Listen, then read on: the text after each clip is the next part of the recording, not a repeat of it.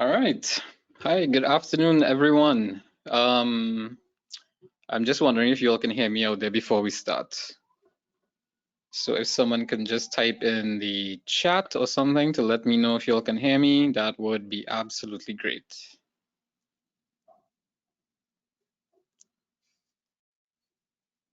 Oh, great. Awesome. All right. Are you all seeing Alex and myself on the screens or just the slides?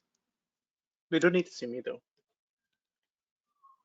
Okay, great. So yeah, so Alex is making a special guest appearance. All right, so we have about 44 people online already. Thank you all so much for registering. We had about, I think it was 145 persons registered for this. I would really like to thank my other panelists, Alex and Anish, because this was really last minute. I had this webinar to do for some clients, and I wanted some backup with some brilliant guys who were smarter than me. So I decided to ask these two gentlemen to join me here. I'll get into their backgrounds in a bit, right? But today we have an awesome presentation. I spent the last 2 days putting this together. If there are any mistakes, we can blame Alex because Alex is my technical reviewer. So Alex will take the blame for that one. Right, Anish is actually out of the country, so his webcam, if it's on, it'll be on just for a short period of time, due to Wi-Fi connections and stuff, right? But he is here. So I want to get started into this one time. Whenever anyone else joins, I guess, welcome to them. Whoever's joining a little bit later. This webinar will be recorded. It will be also uploaded to our CyberFence YouTube channel, right? You can just go to YouTube and search for CFSI CyberFence, and you'll see a bunch of recordings. So I started the CyberFence webinar way back in 2021 with a group of some of my best friends, and it was actually to honor my dad after he passed away. He was a teacher at Hillview College, Harry Parasram. Some of you may know him, I'm not sure, right? But one of the things that he always did was that he always helped a lot of students, and he would give back and help give extra classes and stuff. So I kind of wanted to do the same thing just to honor his memory a little bit, and that's how CyberFence got started. So we started off really heavy with workshops and webinars every other month and stuff, but life got really hectic over the past year in particular. So we haven't had much. So we're just trying to, pick up where we left off from here. Right. So the slides as well, there are a lot of slides. I really overdid it. It's about 60 something slides. All right, but it's fine. We'll get through everything today. I will also be uploading the slides to the LinkedIn page. If you are not on LinkedIn and you want the slides, you could just email me and I will send it to you over the course, if not tomorrow, over the weekend or something like that. All right, I'll have all my contact information. It should be on the registration information. You will all receive certificates of participation approximately maybe 1 to 2 hours from now. I have no control over it. It's done automatically by GoToWebinar. All right, so with that said, here we go.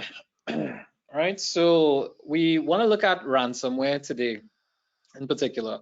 There's so much that we could discuss on ransomware that we can't do it in just a little time that we have, which is an hour and a half, less than 2 hours. We may go a bit overboard, but if you all have to leave, I totally understand. It's been a very long year.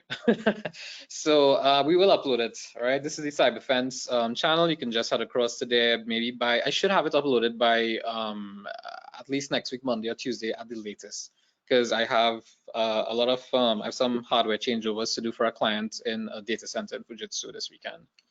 All right, so a little bit about us at CFSI, the Computer Forensics and Security Institute.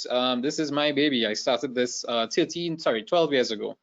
I've been doing penetration testing, cybersecurity consultancies, vulnerability assessments, incident response, digital forensics, information security awareness training, and we also offer advanced cybersecurity training. CFSI is the only authorized training center for the EC Council. So if you're familiar with certifications like Certified Ethical Hacker, Computer Hacking Forensics Investigator, Certified Threat Intelligence Analyst, pretty much anything from the EC Council, including their Certified Chief Information Security Officer, We are the only ones in the Caribbean that can offer the training and the exams and stuff like that. All right, so we've been around some time. I've actually been in cybersecurity since maybe about 2004, somewhere around there. I started teaching it at SBCS, which was my home for about a decade. And then I decided to just branch out into actually doing this for a living, which is where I started CFSI. So just give you a little background about it. All right, so yeah, we wrote a book on it. These are 4 publications that I did for Pact Publishing, 3 on digital forensics, 1 on penetration testing. Alex has been my technical reviewer for every single one of these. He is actually a contributing author on the penetration testing book as well. All right, Alex is actually one of the best penetration testers there is in the Caribbean, regardless of what he says.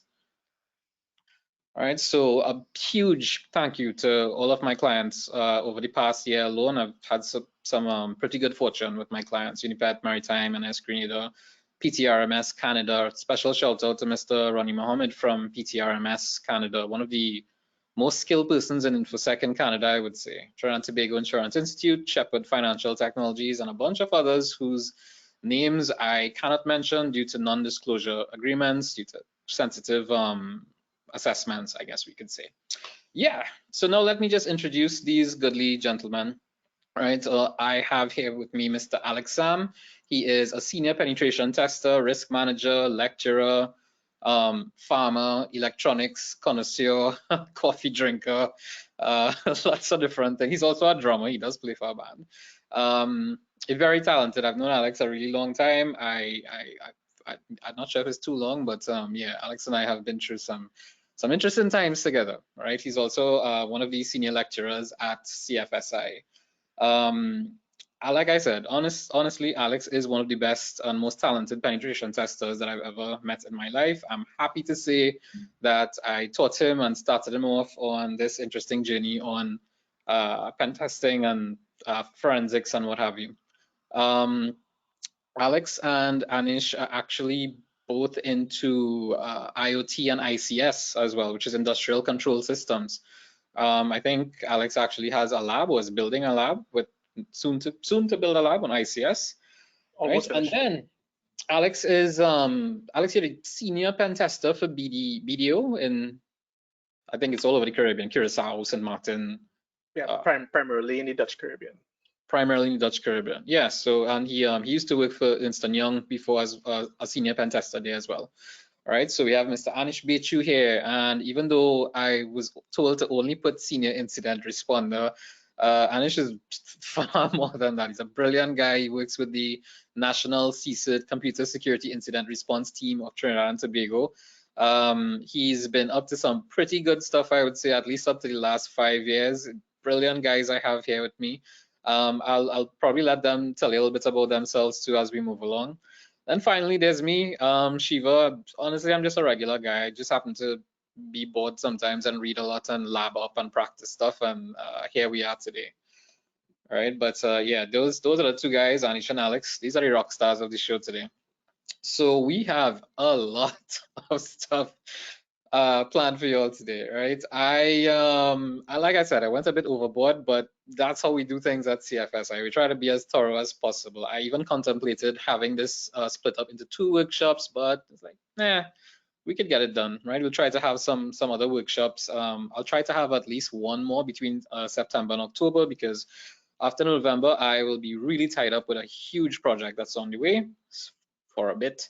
But yeah, we have some even though I have all this stuff here, this even isn't even really a scratch on the surface of what I would have liked to cover in depth, because you have so much going on with ransomware these days, and data extortion, and all the different groups and APTs, advanced persistent threats.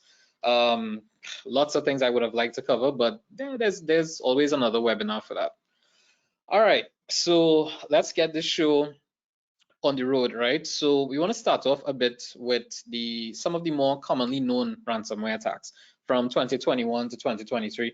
I'm sure some of you all would know about the Colonial Pipeline ransomware attack, but you might not have heard about some of the others, even Kia Motors, right? Acer, the NBA in 2022. Another big one was Costa Rican government, Nvidia, Cisco, Ferrari.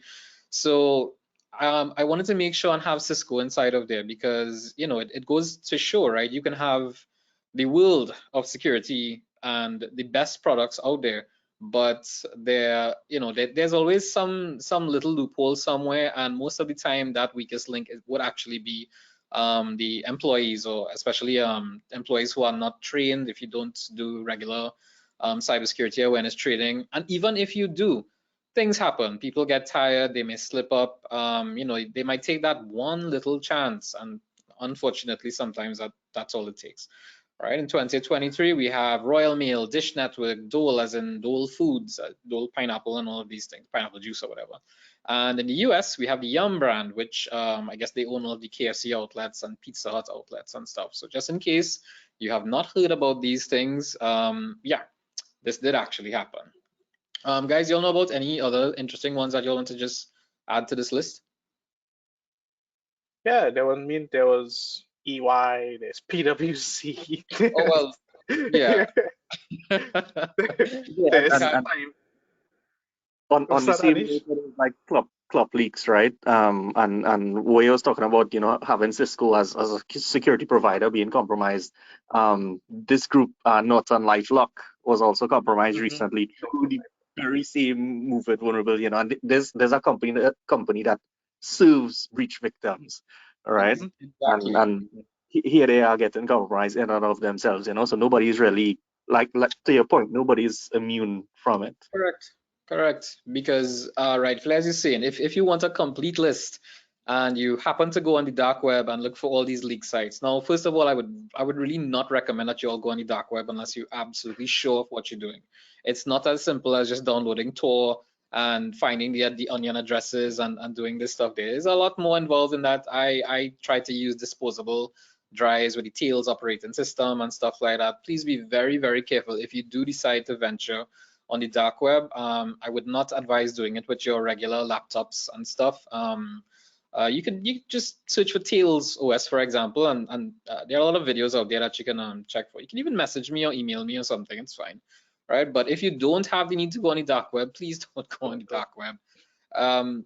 There's nothing good on the dark web, honestly. Right, so this by no means is an extensive list of ransomware attacks, because like even what Alex just mentioned there too with Ernst & Young and PwC. I do make mention of that with in one of the later slides there, but yeah, these are big four firms, right? And they specialize in auditing and assessments as well too, right? So yeah, like myself and Anish just mentioned too, it happens, right? And you'll find that some of the attacks, they will get more and more intense because we now have platforms just like how we have ChatGPT, right, with generative predictive text. We also have WormGPT and a couple of them as well, where you could use them to create malware and stuff like that. So imagine that you have the combination of Google, the dark web, and WormGPT and all of these things. The threats are it's getting really ridiculous. And then we have to look at other types of AI and extensions, and then quantum computing. When that happens there, well, might be time for me to sell some doubles or something. Not too sure. All right, so I wanted to start this off immediately with some of these stats. This is July 2023. This is very recent. This is just last month we're talking about. Look at the amount of attacks by just the Clop group, right? So even though Lockbit 3 is second, Lockbit 3 was probably in first place, I would say, earlier this year, between February, March, somewhere around there. Lockbit 3 is very aggressive. I have seen instances of Lockbit 3 regionally. Even though we can't talk about which actual companies were hit and stuff, these guys will probably be able to tell you a bit on some of the ransomware that they've also encountered quite recently, right? Myself included. It is here in Trinidad Tobago regionally. So even though a lot of the stats that you'll see, they refer to global and international statistics, they are around. The problem is that we don't have anything that will make companies that were hit or breached divulge this information. It's usually very quietly done, whether it be a company or even ministries in the Caribbean as well. You may not even hear anything about it, right? And honestly, sometimes that may not be such a bad thing, because what I've realized is that in Trinidad, we say that, they make attack back, right? So sometimes when you get hit with ransomware and that gets out there, companies are getting hit 2 and 3 times thereafter. It doesn't necessarily have to be by the same group either, right? Because when you're compromised, you never truly know in a large enterprise environment what is actually compromised unless you do some sort of very deep sanitization. All right, so I just want to start off quickly with a little bit about ransomware. It is honestly the scariest topic of today. It has kept many folks up at night. I'm sure Alex, actually, I know for a fact Alex was up trying to deal with some ransomware recently. And Anish, this is what he does for a living, right? So, you know, they ship him all over the world to do this kind of stuff and learn about it. But I would like you all to get familiar with the CSIRT as well, right? That'd be for you. I know we have a very wide audience out here today. We have 72 attendees right now. Yeah, but get familiar in particular with those of you all, no matter where you are, there will either be a CSIRT or CSIRT, Computer Emergency Response Team, or Computer Security Incident Response Team. Because if you or your company experiences this, you can reach out to them. There's no need to go to, you know, very expensive companies. You reach out to your local resources first and see if they can help you. Especially in Trinidad, we have some brilliant guys like Anish out here. I think we have guys like Angus Smith and I can't remember the other guys too. Yeah, Vic and Rick. Yeah? And that's Rick Stanford, I think. Yeah. So yeah, big shout out to all the guys in CSIRT if you're logged on or watching this afterwards. All right. The problem we have with ransomware is that once downloaded or planted within a system, it encrypts specific files, sometimes all your files. It doesn't just have to be documents and media files. It could be anything. It could be specific. It usually depends on the group and the type of ransomware. It doesn't even have to be a ransomware group, because you can become what we call a ransomware affiliate, which is a very scary thing these days, because all you need is an insider threat. An insider threat could just be someone who's really upset because their manager, you know, maybe didn't sit right with them or didn't approve vacation or something like that. Sometimes the managers could be in collusion with the rest of the staff. I have actually had experience with instances like this for a very large regional company. Can't call the name, but you have honestly, it's almost like a movie type scenario. You yourself will be able to just think about something, and I guarantee you, if it hasn't happened already, it will happen. Right. The problem we have with ransomware as well is that it's now wormable. So the difference between a virus and a worm in particular, a virus requires some sort of user interaction, but the worm self-propagates throughout your network. So a worm does not need you to click on something or have, you know, you open a file, download. It doesn't need any of that. If you have, let's say, something on a flash drive, and you just plug it into a system, and that system is not well protected, patched, updated, and running updated antivirus, you're going to have some major problems, right? So it can spread across all your network devices, your servers, your cloud storage as well, and your backups. So backing up and shadow copies and all these things, protection has now become very, very expensive. All right, so it's always better to try and be a bit proactive, especially unfortunately in Trinidad, we are quite reactive, and that is not the place you want to be when you hit with ransomware. A lot of times, so you'll find that companies, even ministries, they might tell you that, you know, some sort of breach took place. They may not want to divulge all the information, but based on what's happening, you can yourself tell if maybe there may have been some sort of ransomware attack. And that last line there blew my mind when I realized that the first ransomware was seen in 1989. This is maybe when we had floppy disks or something. I think it was based on floppy disks. I think it was with the AIDS virus ransomware or something like that, if I'm not mistaken. Right? They did not catch the person responsible because that person ran somewhere. Tough crowd. All right, so yeah. It's my joke for the evening. All right, so we have now ransomware as a service, just like how we have, you know, software as a service. We have everything as a service these days, so it makes sense we have ransomware as a service. All right, so just as we have the SaaS, software as a service, we have a RaaS business model now.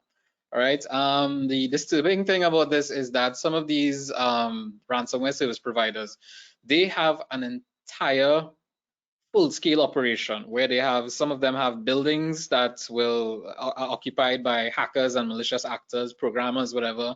They sit there 7 days a week. Not every program. Obviously, they work on shift like a regular job, honestly, right? And you would have like hundreds of them in maybe one building, and they work shift, nights, day, 8-hour shifts, whatever it might be. I don't know, right? But I mean, when you think about it, with the protection that's offered regularly, so a company has a network admin, systems admin, security admin, but they usually work maybe 8 to 4, and you might get them on call sometimes, not all the time. And these are just a couple people. So how do you now protect against an entire building of malicious threat actors and all of these? All right, so some of the common ones you have with the ransomware as a service, we have DarkSide, Revel, or is it REvil? I'm not sure. Lockbit, Dharma. These are just a few. You have so many different ransomware groups, APTs, and stuff out there. Guys, you want to add anything to this list or anything? Any thoughts on the ransomware as a service as well? So one of the things yeah, sorry. So one of the things that I noticed, I don't know if Alex and Shiva, I'm sure you guys have seen this, like leaks of the Lockbit affiliate page.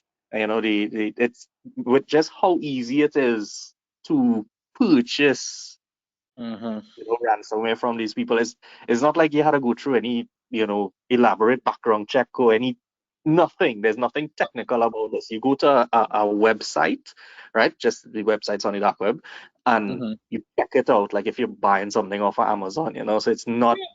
There's just to stress how not difficult this is to actually get done. Yeah, it's actually very add like to that as well. Yeah, what I was actually going to add to that is that not just that, is a lot of people think that the ransomware gets deployed by these sophisticated attacks where they find vulnerabilities and they get access.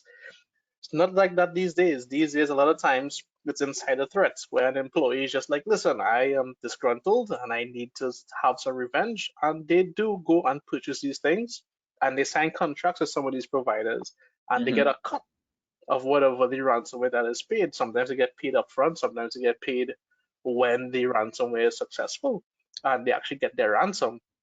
But in a lot of cases, so a lot of organizations need to stop thinking that this is something super complex where it's these very state-sponsored hackers or these people who sit 24 hours just looking for vulnerabilities. No. A child could go online now, purchase it just because they're annoyed that their parents took away their tablet and lock tablets.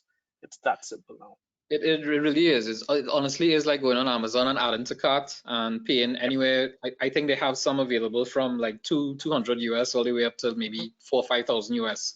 And so literally anyone that has access to Google can figure out how to get onto the dark web.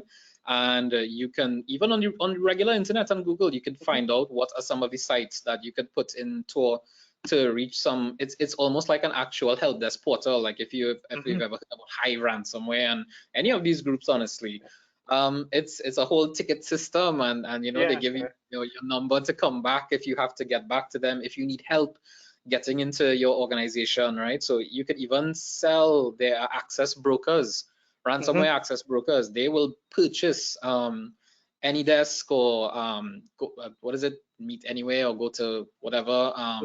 Log me in, TeamViewer. Yeah, even your VPN credentials and stuff. They will purchase the stuff from you, and that's it. So if you go back to what we said about Cisco and these guys, they will have the world of protection, but your insider threat, I will always maintain this, your insider threat is actually one of the biggest problems that we actually have out there. So this is what we were kind of talking about there with the access broker that will compromise networks, persist on systems.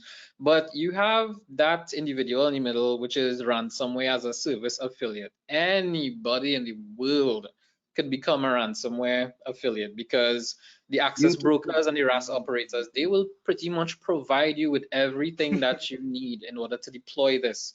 And obviously, let's say that you have a network or systems admin or security admin, and they are very fed up with what's happening inside with either the way the company is run or their colleagues, whatever it might be.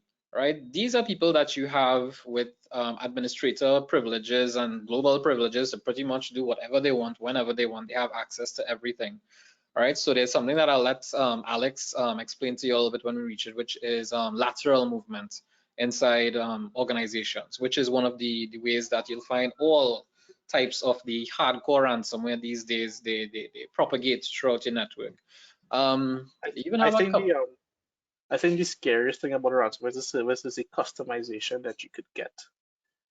When you go to purchase it, they can customize the options to suit any environment. It's literally like both Shiva and Anish have been saying. It's like an Amazon, like I don't like this color, I want that color. You could be like, I expect Windows Server 2019 systems, and I expect SAP, and they would customize the ransomware to accommodate the environment. Mm-hmm. It's almost like if you play Call of Duty and you want to change skins or guns or something like that. It really is that simple.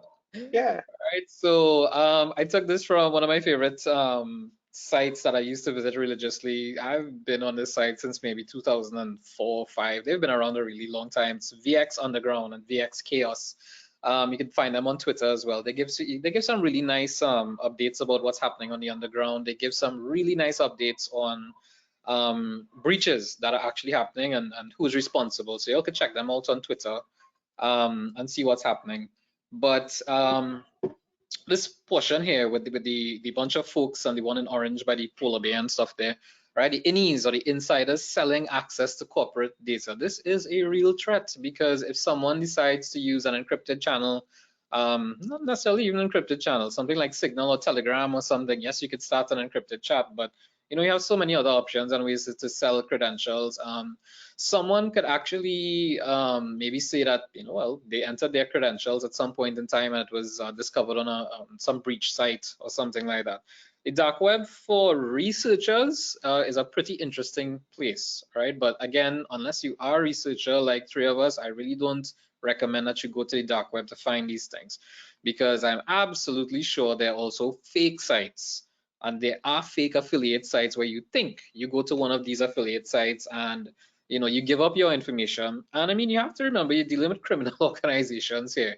So even if they promise you 10% of the ransom payment or something like that, they can completely cut you off, right? And just lock you out. You're no longer the middleman, and they just negotiate with whoever has to be inside of there.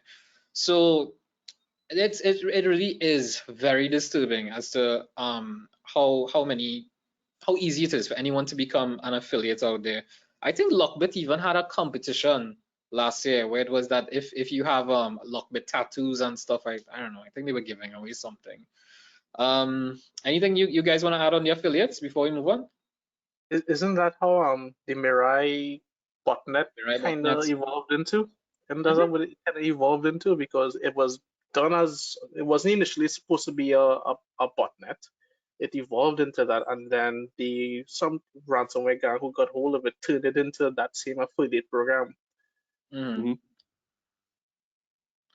And this is the problem that you also have too. You have all these ransomware gangs coming and going, but the members of the ransomware gangs, they themselves don't know who the other person would be. Obviously, they would use code names and mask their identities, IPs, everything that you could think about. So you could very well have multiple members of the same group in other groups as well, which is why sometimes if you read articles, you will hear that, for example, this is popular on the Conti ransomware. You'd find that other ransomware types, they may have some sort of similar characteristics or traits or something like that, right? And just to add to that on the thing, the similar traits, even though Conti, quote unquote, was disbanded, a few months ago, a lot of the attacks that you've seen since then, and you look at the indicators of compromise, and it matches it almost 1-to-1. So they just don't disappear. They don't ups and disappear, and they just continues just under a different name. Yeah, just rebrand. Fresh paints on coat and we going again. That's actually how it is.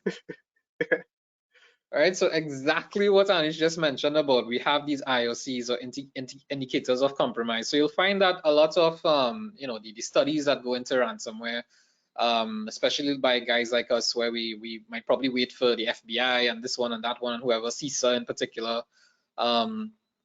That's what the Anish, what does CISA stand for? Cybersecurity and Infrastructure Security Agency. It's not secret agency, it's security agency. Security agency. Would have been cooler if it was secret agency, but all right, okay. I have few of them downstairs, I could ask them for. Yeah, sure. Oh, y'all, you should actually look at the free training offered from CISA as well on industrial control systems and cybersecurity. It is excellent stuff. It is absolutely free. When you complete it, you get a certificate of completion from CISA as well. All right, so the IoCs in particular, these may include certain files, folders, specific file types, splash screens in particular. A lot of times you might see maybe a text file, or maybe they do have these fancy splash screens. I remember in 2014, I did my master's, and one of the first papers I had to write was on ransomware. It was on the WannaCry ransomware, and I decided to go and try and download the WannaCry ransomware and infect myself and see this splash screen, and then they tried to extort me of I think it was like 4 Bitcoin at that time, maybe 4 Bitcoin. It was like 1,000 US or something. Bitcoin is way more than that right now. But you have a lot of formal IoCs out there. The FBI in particular, they usually give regular updates. FBI, CISA. CISA has a stop ransomware guide that I think I did put a link into at the end. I put a lot of links inside of here. You'll find that most of the slides, at the bottom of them, we have the source, right? So if you want to read up more on this, because some of these articles and where I got this information from, they're pretty excellent, very, very informative, right? So I have all the links almost under every slide where I have stuff, right? So sometimes, yeah, you might just notice some files, file types. Quick Google will actually tell you, you know, what's happening. But I guarantee you that if your file types change and stuff, you want to take some action immediately, right? If you realize that you're seeing some of this stuff, please reach out to the CSIRT. The CSIRT has a formal incident report page now, right? I think. Yeah. Okay, yeah. So you could all just check out the CSIRT for Trinidad and Tobago, and they do help you, right? So it's very brilliant, guys, that we have here as a very efficient, well-organized team, right? So if you experience anything like this, you might want to contact them. You can reach out to me as well. I'll probably help put you onto them, or whoever I can help you sort it out. So for example, this was what I was talking about previously, where you would have a splash screen, right? And you have a certain amount of time before supposedly your files are lost. The interesting thing is that they usually do not recommend that you pay this ransom, because even if you pay the ransom, you are not guaranteed to get the decryptor. The decryptor itself could be another payload or something to encrypt, right? So I don't know, guys. What are your thoughts on paying the ransom and stuff? Alex, you could go first. All right. So don't is my thing on that, because as soon as a ransomware gang or affiliate knows that you are willing to pay for a ransom, you automatically put a big target on you, and they share that information. It's like, hey, Shiva likes to pay for his ransoms. So guess what? Another ransomware gang comes right back at you. And that actually is a case. I can't remember the case.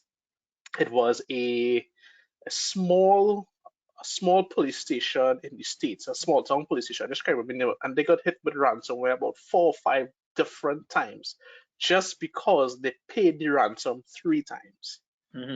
They got hit every time. I can't remember the name of the police station, one of those small town police stations, and they couldn't figure out why until the FBI stepped in, like, why are you all paying the ransom? This is why you'll keep getting hit. So don't pay. Yeah, I would just agree with that, because I mean, like they've already said, there's no guarantee you're going to get anything back, and even if you do get something back, you're going to get jammed again. All right, it's really not something you want to play with. Yeah, because large companies even now have a ransomware budget. in the event that something happens. This is a real thing. We're talking about millions of US dollars here. The companies that could afford it, they do, right? Just in case. Get to the point, Shiva, when we get to the point, I don't know if it's in the presentation, but when we get to the point of cyber insurance, there's another big thing about that too, eh? You know? Oh, hell yes. I have Yeah. seen the groups. It's because, I mean, it's almost like, you hit your car and stuff and you're like, that's okay, I have insurance. Insurance will cover it and stuff. Yep. So and it exists in the Caribbean. That's the part. That's the thing about it. Caribbean organizations even have the cyber not insurance, but they have a budget for cyber attacks, particularly ransomware, just for that. But just in the Caribbean, we're not talking big scale US, Canada, Europe. No. Our little sector of the world, Caribbean, yes, we have companies with just a couple millions of dollars put aside just in case they get hit with ransomware. Millions. Right, so we want to take a quick look at the anatomy of a ransomware attack, right? Which is where, first of all, the attackers discover a target company, and this could be done through, I don't know, 6 million ways, as they say, choose one, right? But it really is not that hard. It is actually very simple with some of the tools that we have now. Even a simple search engine like Shodan, for example, if you all have never heard about it, I'd encourage you all to check it out. I think Black Friday, they usually have a sale where it's like $5 for a lifetime subscription. Obviously not the full set of features, but it's not bad compared to the actual price. But yeah, for example, I think there is a slide here on Shodan, but you can find pretty much anything: servers, routers, cameras, gas station pumps. We found some very interesting ships in the middle of the ocean with GPS satellite coordinates. Man, and the thing is, you could even separate it, sort it by country or company name or something like that, right? So if, for example, a hacker is reading through, I don't know, newspapers or Google about stock options and what's going on with a company, if a company is experiencing hard times, if a country's economy is also not doing too well, then they would obviously know that there are cutbacks, right? The economy might be tanking or not doing too well. So usually IT will suffer, IT security will suffer. And you'll find that if you have to pay for a subscription service for protection, whether it be Fortinet, Cisco, Checkpoint, Palo Alto, whatever, the exchange rate you also have to consider. All right, so sometimes it almost is as simple as low-hanging fruit. All right, you have your traditional methods like your phishing, your smishing, your vishing, water and hole attacks, any and every type of thing you could actually think about. And Alex mentioned something about it was the Mirai botnet and stuff. Mirai botnet is out and bad, as we say. It's still there attacking a lot of people. When I go through some of my clients, their logs from their firewalls and stuff, and you see in some of what the IPS, the intrusion protection system, has detected and prevented. Usually, you have Zeus and Mirai botnets, all of these things out there. So it's not just ransomware. You have a lot of other types of malicious actors out there, and as a result, yes, malware could be inside your system, right? But you'd find that if you read up about malware, for example, one site that I follow religiously is bleepingcomputer.com. They have some really great stuff inside of there, as well as CSOonline.com. I visit those every day because they have really good articles. And you might have been hearing about Cobalt Strike, right? Cobalt Strike is a really nice hackers tool, but of course you could use it for other purposes, which is one of these, like used to deploy ransomware. So you'd find that ransomware may not necessarily just be one file. There may be a couple of files, one to download, one to infect, run the actual payload. We'll get to a couple of these things. Sometimes you might have the pop-up screen. Sometimes you might just see a text file randomly somewhere letting you know that you've been infected by XYZ. Please, send us this much money. Or we're going to do stuff. Either your data will be sold, your data could be lost. They could get very upset with you and run a distributed denial of service attack against you or your company. So before we get into the good stuff, I just wanted to show you all a little bit about the ransomware entry vectors. How is it that ransomware gets into the system? So I have one from 2022 and one from 2023. This was put together by Palo Alto Networks. They have a unit called Unit 42 that does all of this background research. Most major companies, they do have some sort of department that does in-depth security research. Even Google, I think it's called Google Zero, if I'm not this Project Zero. I think Project Zero, yeah. Project Zero, there we go. Yeah, so you look up some of these like Project Zero, Unit 42. Every big company we usually have one, even like IBM and all these guys and whatever. All right, so we see an SMTP there, which is basically email. We're talking about SMTP and IMAP. You have HTTP, web browsing, POP3 again for email, FTP. I don't really know people still using FTP, but stop it, because you can see what happened here. Right? So yeah, but I mean, pretty much when you think about the majority of threats coming in, most of the time it will probably be phishing. And according to Stanford University, I believe they did a study that said 1 in 10 phishing attacks actually succeed. So imagine about the millions upon millions, if not hundreds of millions of phishing emails that go out every day. And if 1 in 10 actually succeed, we have a lot of problems there. So this is 2022 where you have emails and stuff. For 2023, however, it changed up a bit. So web browsing now is where it's actually at, right? So this is not my information. This was taken from Palo Alto Networks, one of the leading firewall vendors in the world, right up there with checkpoints and stuff. All right, so we still have the others like SMTP, POP3, IMAP, third-party apps and stuff. And it makes sense to compromise an app that a lot of people are using, which is when you'll see what we're talking about. If you're not sure about the MoveIt software, for example, that is one of the biggest problems we have right now. And the Clop gang is making mass, as we say, with it. Guys, anything you'll want to add to this about what you might have seen in your own experience besides this obvious or anything? Any interesting stories about it that you could talk about? Sorry. That's the biggest problem here.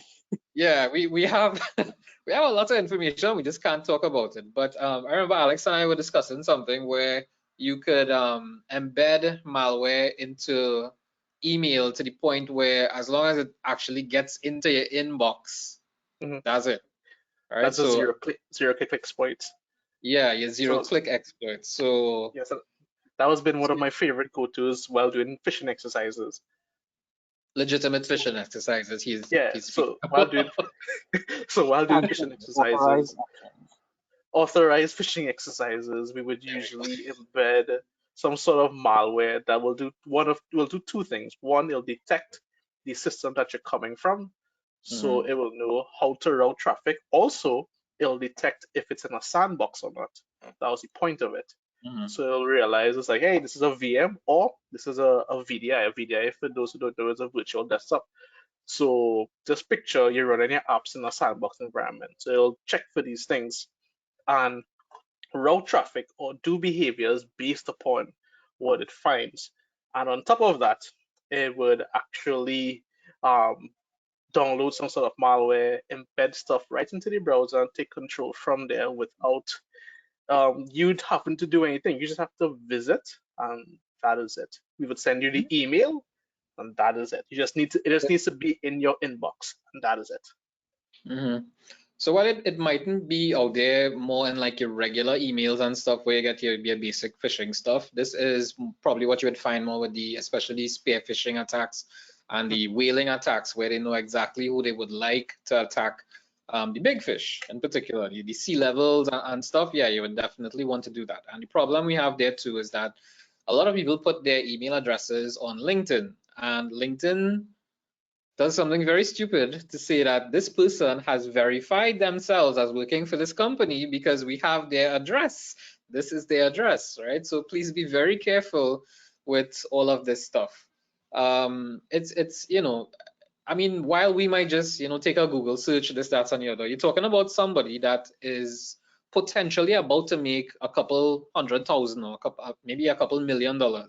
They are not just going to do a Google search. They are going to take their very precious time and spend days, nights, weeks learning about the organization, the environment, going on job sites, for example, because the job site will say, okay, for example, we would like you to be familiar with Fortinet firewalls with version maybe 7.5 or something like that. Windows Server 2019, Outlook, specific Cisco switches. So you have to be very careful with your threat landscape, because every time you put information out there about either yourself or your company, you know, it could be used maliciously. All right, so this I just had to include this inside of here, right? I got this from a website called securing.io. And these are the top vulnerable operating systems that you have. Of course, Microsoft Windows is at the top. Now, I'm not saying that Microsoft Windows is terrible, but because Microsoft Windows is so very popular, right? That is one of the main reasons why it's attacked. So it's not to say that it is also terrible. I mean, yes, I do get annoyed by Windows most of the time when I have something like a webinar to do, when I put on my laptop and decides I need to update immediately at this point in time. But the nice thing about Microsoft is that they have Patch Tuesdays, right? So usually they would update religiously. So you have a lot of others out there like Red Hat, Linux, and Novell OpenSUSE, or SUSE as you pronounce it. But I really hope no one's still using Server 2008 or God forbid Server 2003. Unfortunately, I do know some big companies still using Server 2003, government agencies as well, but you know, things happen. And I think sometimes I had to speak to a company about this when I did some security awareness training, and what they told me is that they paid close to like maybe $750,000 for developers to create software for them, and they can't upgrade the servers because the software will not work on those servers. So if they upgrade that server, they're going to have to spend $750,000. So my question is, okay, so is your data worth less than $750,000? Is it worth more? What about your clients and stuff, right? And remember, in Trinidad, we may not have legislation like GDPR and all these things there, but so you know, it's kind of a free for all out there. There's no need to actually disclose anything. Anything else you want to add to this list? Well, to that point that I said, that's the issue that we have in the critical infrastructure, the industrial control system environment. Because some of these, I could tell you, like some of the things I've encountered. I have encountered systems that have been installed and operational since 1988. Yeah. And because they run critical infrastructure such as power generation, water distribution, chemical plants, food manufacturing, the time you shut that down, some part of the country going to shut down to upgrade it. So there's no easy way to just unplug and plug in a new one, unfortunately. But that is also the reason why a lot of these systems, particularly, are being attacked so heavily now.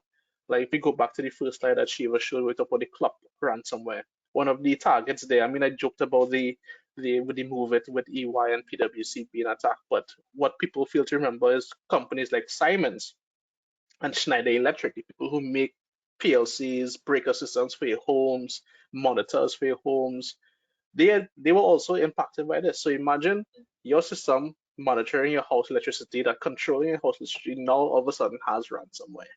Or the people that distribute electricity to your house all of a sudden have ransomware. Not the corporate side, the power generation side. Just think about situations like that and how it's going to impact the operations.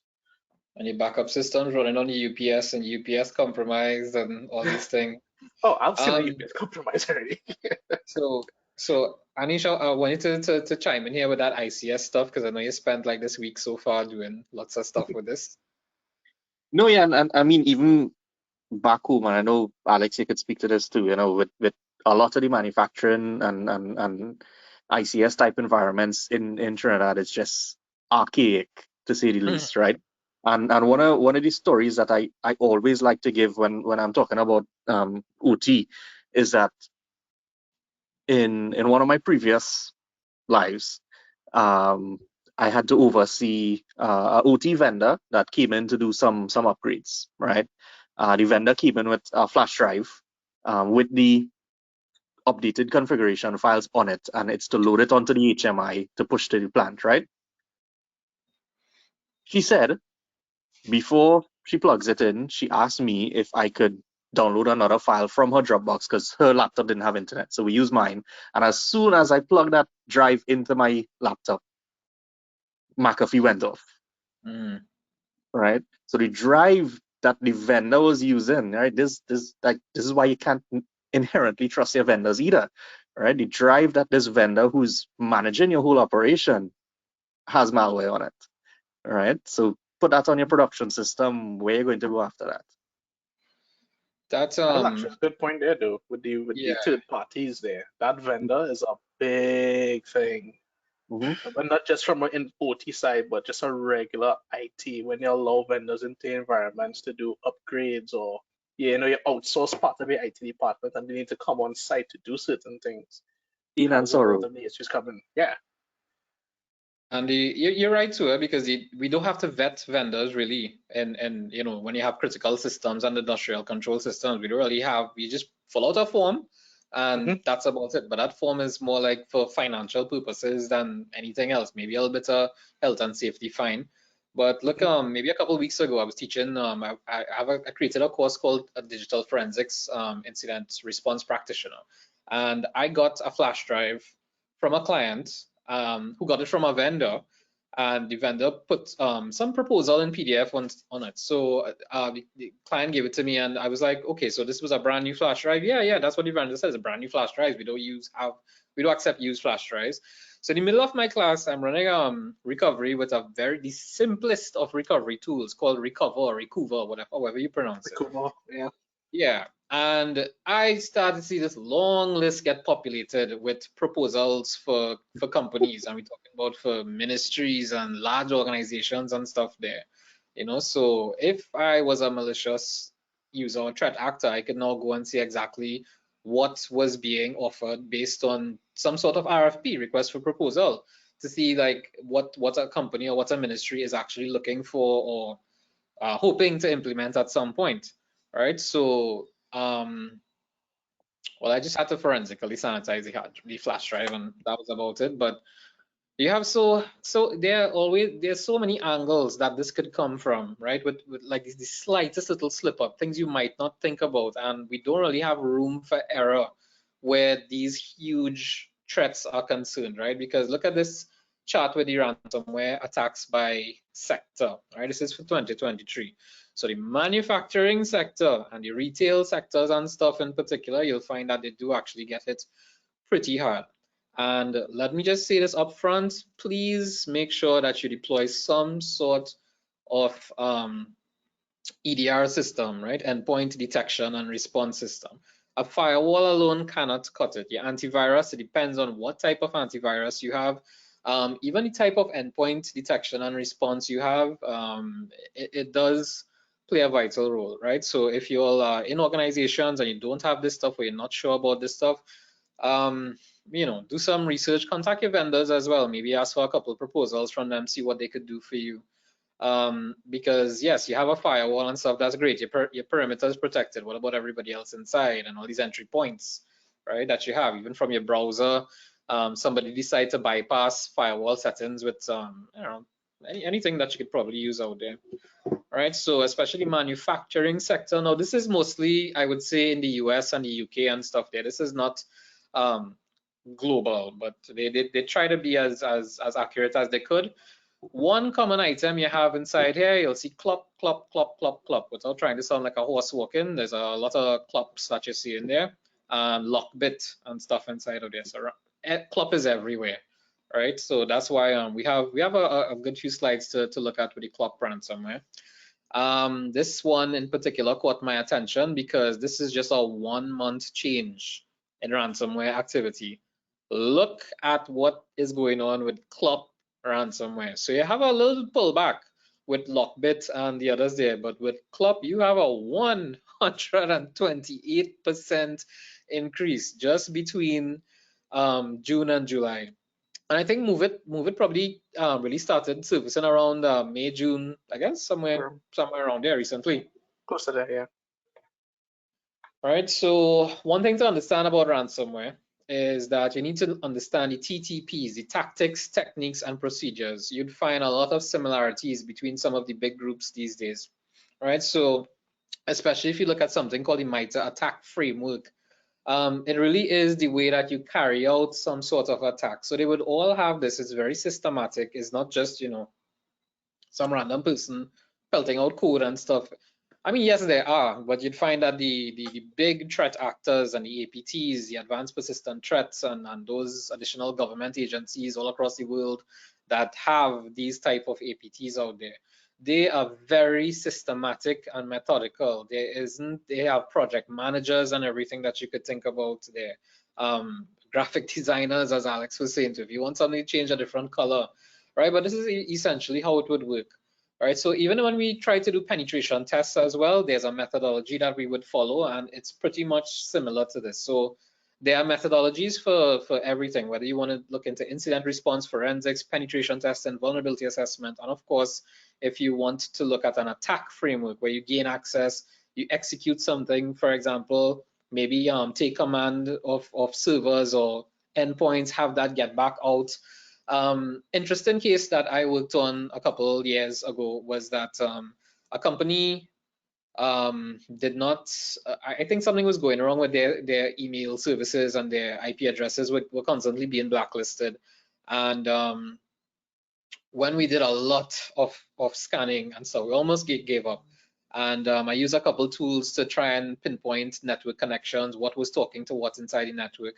I think I used Colasoft Capsa, which was a pretty awesome tool, I have to say. What I realized is that there was a multicast network between the printers, the high-end multifunction printers, so the those huge HP printers and Canon and Brother and whatnot. They were all connecting with each other and sending information back out. And when I looked at the ports that they were communicating with, it was port 5355 or 5455. Essentially, it's called the Bonjour port, which is what they use for communication between devices. And when I digged even further and look at the packet analysis and stuff, it was actually part of the Zeus botnet. So they actually were communicating with devices, and I have no clue what information was sent out. But the command and control aspect, or the CNC aspect of it, is very dangerous because they use very legitimate channels, right? Because you might just think, all right, well, the printer is connecting to each other. And it was a simple fix, you know. It was really not even to block that port or anything, but it was really just to update those printers and stuff. Help desk would have had a very interesting time having to unfortunately go manually and update these things.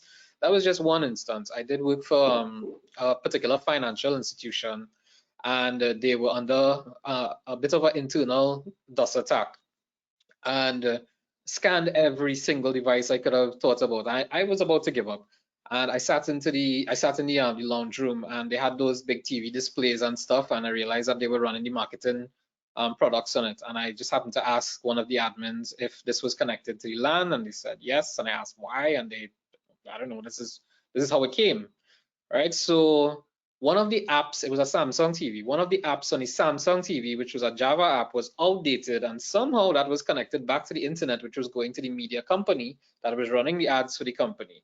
And they decided to not have any segregation of networks, so that was on their LAN itself, and that is actually what was causing all the disruption. The minute we decided to unplug all the TVs from the network, went out, right? So doing some tracing, yes, it was going back out there. So you have lots of very creative ways to get out there, right? And these are some, again, this is from the Palo Alto's Unit 42 incident response report. I have the link there to the report. When I put up the slides for you all to download, you know, feel free to browse all of this information. It's really good information. Unfortunately, I have to summarize every single thing there. But it is this simple sometimes. Threat actors just utilize things like exploitable vulnerabilities in operating systems, applications, protocols, hardware, industrial control systems. You know, and depending on how things are laid out, if you don't have your backups properly done and you don't have things in place for what we call business continuity and disaster recovery, you're going to have major issues. Take Trinidad and Tobago, for instance. A tree, I know you all know what I'm talking about. A tree pretty much plunged the entire country into darkness for like what, 8 hours or 12 hours or something, because we were told that tree fell on our hand. That was it. Everything went down. Now I'm laughing and stuff, but when you think about hospitals and stuff that would need the generators and diesel and this and that to make sure everything is up, we have a lot of security systems, the banking sector, the security agencies, even people at home who might be depending on stuff. You know, it's a little bit sad, but hopefully we are in the process of having things put in place so that we have good business continuity and disaster recovery. I cannot explain to you all how important it is to patch your systems, whether it be even your home routers as well. Have any of you all ever patched your home router, meaning you applied the latest firmware on it? Yeah, I might want to start looking into that. Please, of course, download the I did firmware it. Shall roll it back. from the manufacturers. I was always running DDWRT firmware and stuff back in the day, and you kind of like pimp out your router and stuff there. But even all these things, it could be compromised. Guys, you'll add to this now. I know you'll have a couple things you might probably want to add to this. And Anish, go first. All right, just to continue along the point of just keeping your things up to date. It sounds simple, but it is a complicated thing, particularly when you get into the space of a large corporation and ICS environments and that kind of thing. But as an individual or as an SME, it's not that difficult, to keep your systems up to date, and that limits your risk off the bat, and I think that's very, very important to get done, because I can't tell you how many times I've responded to an incident, and when you trace something back is because, well, we ain't update Exchange for the past 6 months, so I'm not sure what to do. Well, you're out of luck, at that point. The minute I need to come into your organization, or Alex or Shiva need to come into your organization, it's kind of too late at that point, Yeah, honestly it is. Because at that point as well, you realize that they have nothing documented. They never have anything documented, right? So when last you did this, I don't know, do you have a patch management policy? What is a patch management policy? Right? Sometimes you ask for asset inventory, and they bring you the invoice when they first purchase the equipment. Yeah. And yeah. Yeah. Even on a personal note at home, right? If any of you all have those things called Android TV boxes, please get rid of it, because that's probably running like Android 6, 7, 8, 9, something. The kind of vulnerabilities you have inside of there, not just on the firmware itself, but the apps that you're using, because you see this thing about side loading apps and stuff not found on the Play Store and thing. I mean, if you want to take the risk, it's fine, but understand that you actually have a direct open door into your houses and stuff with this type of thing. If you want to get into the home automation type thing as well, please be very careful in the way that you secure access to the outside world, even with your cameras as well. If you go into Shodan and you just go on ChatGPT and ask ChatGPT to create a cheat sheet for you with Shodan filters and how to apply it by your countries, wherever you're all from, and you'll see you can search for Hikvision or Hikvision, for example, cameras or something like that. I've found so many cameras open in Trinidad, some of them inside people's homes you're talking about, but because they're IP cameras. Yeah. Yeah, maybe monitors. It's scary. Come on, man. So I'm going to let my good friend Alex take the next couple of slides, because Alex is a pro at lateral movement inside networks. I would usually get a random message on WhatsApp when he travels to do assessments and be like, fellas, inside, that's it. Almost like, the hacker movies, except he doesn't do tap, tap, tap on a keyboard and take over the world. But yeah, Alex, I'll hand over this section to you. Right, so lateral movement. Well, as the slide says, the lateral movement is basically moving laterally across your network from one segment of your network potentially to the other side of your network. A good example would be a compromised, let's say, devices that sit at the reception desk, and you're able to jump to the sales team, you're able to jump to marketing, you're able to jump to finance. And that's the lateral movement, that movement across the network, whether it's through an administrative level account or whether it's through a regular user account. Just moving across the network like that is considered lateral movement. Now, what I've seen a lot of the times in environments is that when ransomware hits, a lot of organizations take the stance that if they hit this segment of the network, they assume that it's not anywhere else in the network. and they don't do checks to verify that these things are existent anywhere else. Case in point, one of the incidents I've actually responded to recently, that organization was hit previously with ransomware, and they assumed that that ransomware was just limited to the Active Directory servers and the SAP servers. And no one verified really and truly if it sat anywhere else. Fast forward a year later, another ransomware hits. And for me, coincidentally, hits the same exact servers, the Active Directory and the SAP servers. No one checked anywhere else to see if potentially someone has something to come inside or if there's an insider threat. The reason I'm saying that is that they were also able to propagate to or move laterally to other segments because some of these systems didn't sit on the same component of the network. So there was really and truly no true isolation between the systems. So they were able to move laterally from Active Directory to SAP to SQL to all the critical systems that this company would use to do things like cash payments to receive from customers, billing of customers, all these different aspects which drive the business operations, and no one verified these things. And that is how ransomware actually remains resilient because no one checks these different things. No one checks it. And if they do check, they do a high level check. It's like, yep, we're not seeing it anymore, and we're done. No one bothers to go in depth to actually do a proper investigation to determine if they still have presence or what they call persistence. Now, yes, we understand that to do a proper investigation to determine if these things still exist is pretty costly, right?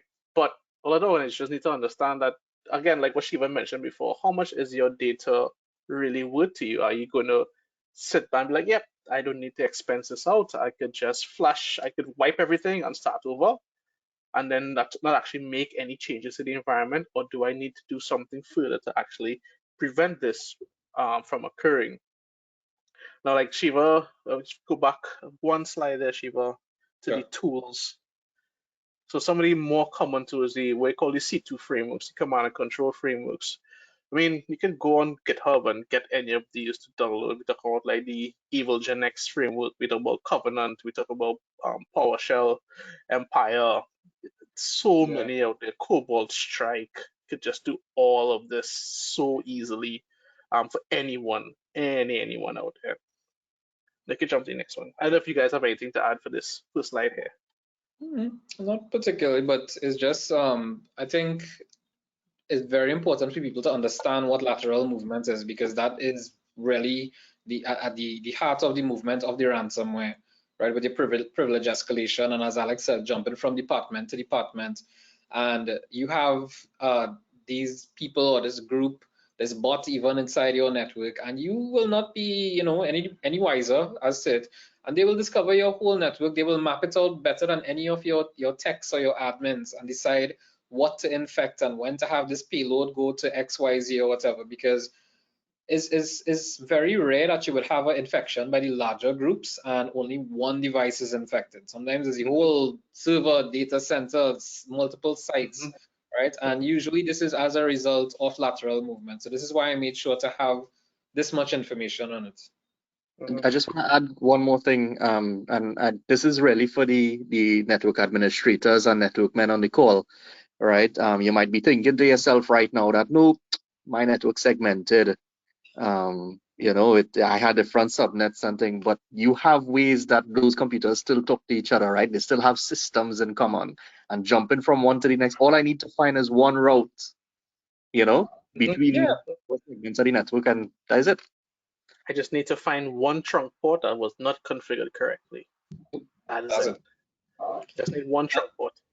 And even if you have your trunks and stuff configured, your VLANs configured, it actually really surprised me to learn how many administrators, they don't understand that you can do something called VLAN hopping and hop from one VLAN to another VLAN and stuff. So it really can be done. I mean, when you think about it, it's just the tagging of the frames and the packets and stuff, but there are so many different tools that you could use to perform things like VLAN hopping as well, right? So do not think for a minute that just because you're logically segmented that you will be protected. Yeah, exactly. So continuing on with the lateral movement and the ransomware component. So the credential-based movement, so that is pretty interesting. And that's one of the more common ways. So I can tell you from my personal experience in executing pen tests, and it's the same steps that generally ransomware attackers would follow, is that, yeah, we will capture low-level, or we call it low-hanging fruit, those credentials that are easy to capture, would it be a low-level admin or low-level user, sorry. And then we would just sit there and listen. We wouldn't do anything else. Just sit down and listen and wait till we see that juicy credential pass by that happens to have, like, all admins tend to name their administrative level accounts with some ways that I could easily identify that this is an admin account. A common way is including the ADM dash to indicate that this is an admin level account, or first name initial, last name dash admin, or something along those lines. And you could easily guess that, hey, this is probably an admin account. And once you capture that account, whether it be in plain text, meaning you could see all the letters of the password, or you see it in a hashed form, the encrypted way, an attacker could grab that and do something called password spraying, where they determine where else on this network could this credential work. Once they have understood where else that one credential work, and they will do this with both low-level accounts and administrative level accounts. And once they've determined where else these accounts would work, they start moving again until they find something like your Active Directory systems. Once they find Active Directory systems, well, that is basically game over, because now you have all accounts at your disposal, all group policies at your disposal. You can schedule tasks and create persistence in an environment where you push a group policy out and you open a backdoor so that now other attackers don't need to get credentials. They actually have an SSH connection back in, or some other connection that they can remotely connect to these systems now without having to capture any credentials to move laterally through the network. Mm-hmm. And one of the last point there. At that point. Yeah, it's pretty much game over, like Shiva said there. At that point, once you have that access, that is it. And the last point, that software vulnerabilities. I can't tell you how many times I've gone into environments and seen even service desk level software like Manage Engine. I call it Manage Engine because I've seen that a lot in the Caribbean. Manage Engine that has not been patched for like 5 years and has known vulnerabilities. And these systems applications run on servers that other admins log into to execute work, to manage tickets and whatever, maybe to push updates out. And when you get access to something like that, because you literally just don't want to patch these vulnerabilities, and they have known vulnerabilities, yeah, that's pretty much it there. I mean, keys to the kingdom. Yeah, basically. Basically. Goes back to the operating system patches.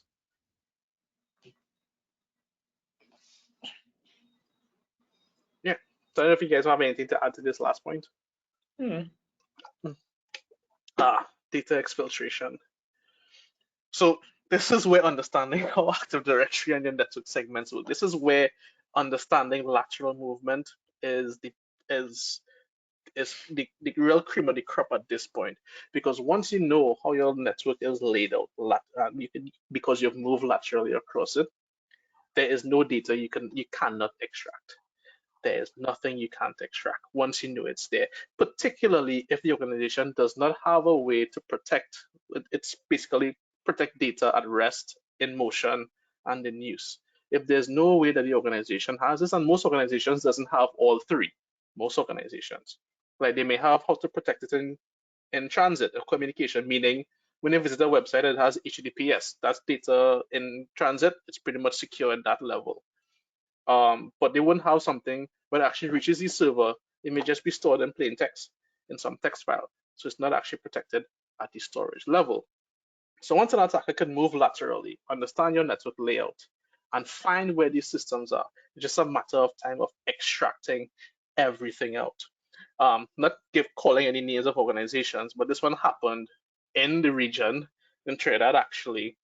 That is what happened, where the attackers gain access to a sister company in another country, found the gateway, the connection to the parent company here in Trinidad and moved from the sister company to the parent company in Trinidad.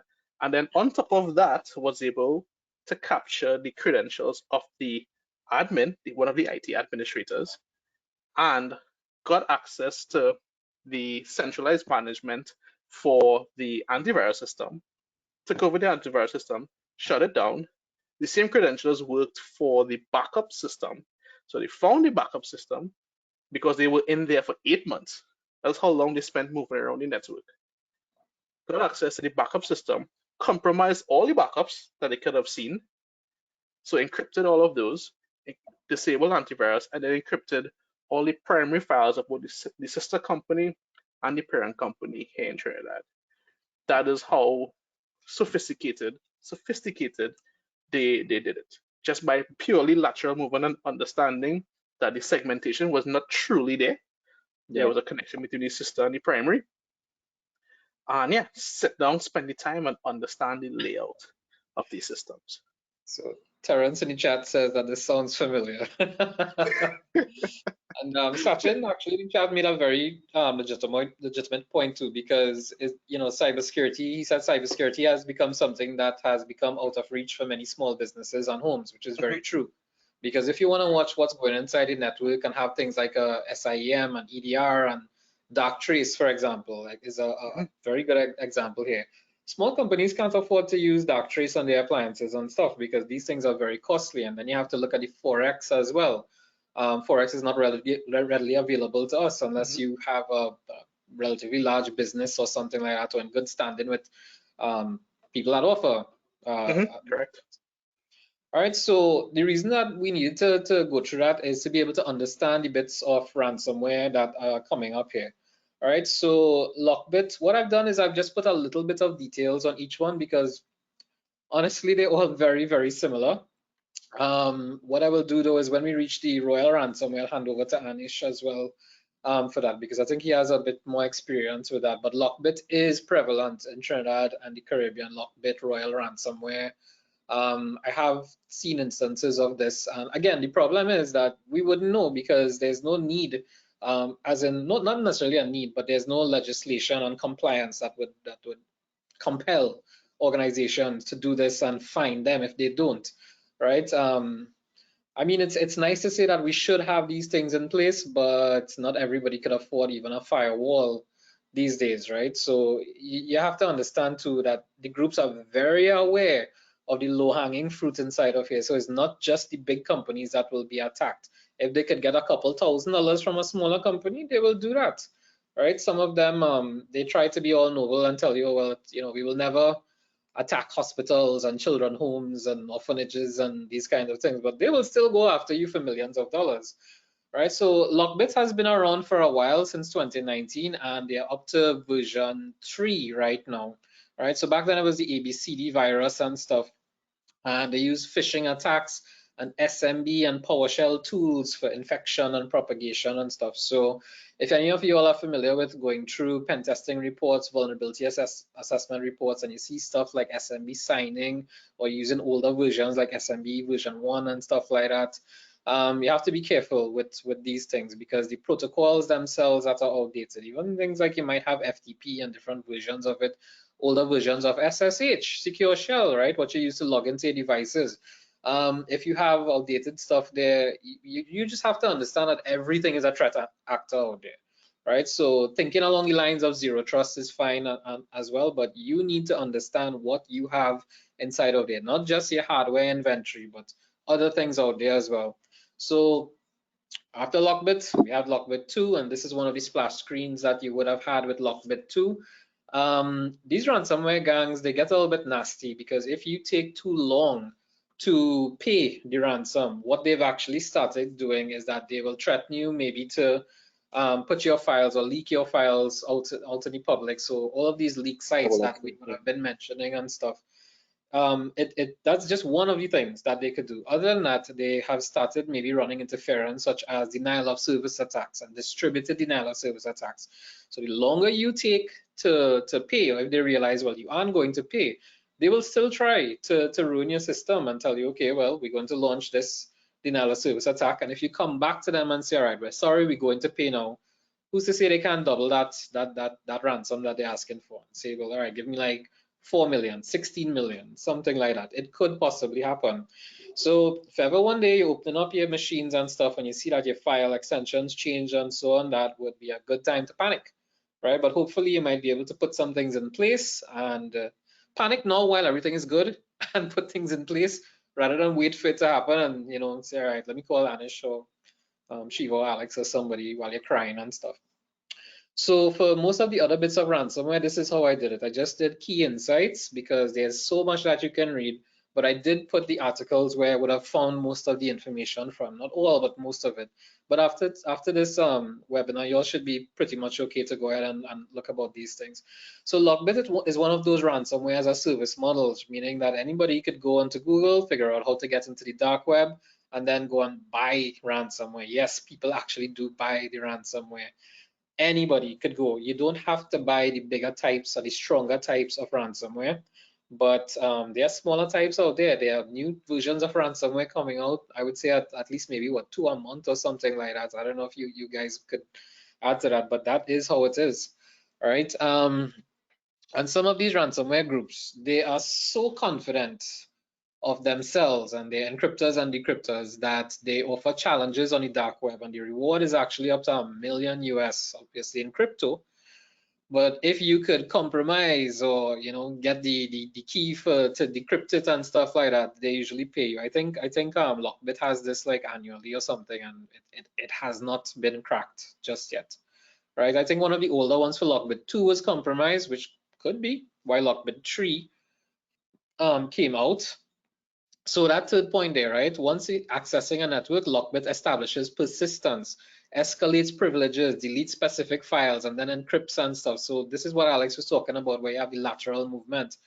They wouldn't just hack a whole Windows 7 machine and be like, let me lock this down right now and see what happens here. No, that's just the entry point, and that's all it is.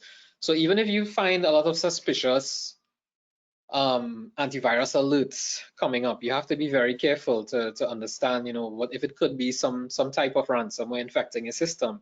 Yes, you might update systems and the end clients in particular, user machines, but what about the other stuff? You might check all your segments, look for older routers, older switches, all of these things. You might have some random Wi-Fi router that somebody decided to plug into the network and either create a loop or just leave that there for years upon years to get themselves internet access, right? It's a lot of outside of the box thinking.